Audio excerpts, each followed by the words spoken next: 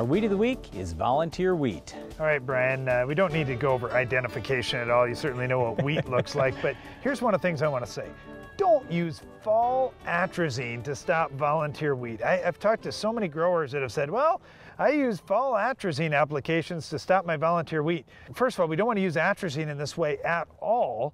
And number two, why would you use atrazine when there's so many other inexpensive products that you could use that'll work better? All right, so usually what we recommend to people is Roundup. But here's the problem. With most grasses, maybe 12 ounces, 16 ounces of Roundup's gonna wipe out every grass there is if it's an annual grass. Well, you say wheat's an annual grass.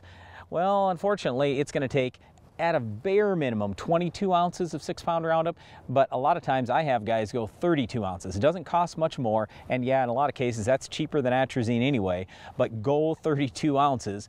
And also you want to spray when the weather's kind of warm, so Roundup works a little bit better. Well, I sure like having a broadleaf crop to rotate to, because then you can clean this up easy. You can use any of the grass killers at higher rates in soybeans, for example. But if you're rotating back to a cereals crop, this is a big problem. You've got to get this burned down. You've got to eliminate the green bridge, or you're going to see some disease issues in that next cereal crop. Hey, here's a question I just got the other day. It was, can I put 40 gallons of 28% together with my Roundup and still expect control in the volunteer wheat? My answer is usually going to be no. You, in effect, have watered down that Roundup too much, so you don't have a concentrated droplet.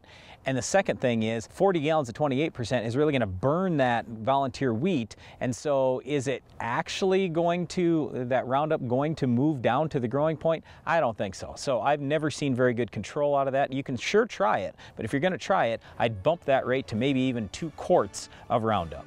Again, as Brian mentioned, Roundup's going to be the best tool that you've got, so use that in a burn down or in crop in Roundup Ready crops. Well, that's it for our Weed of the Week, but stay tuned. Iron Talk is coming up next.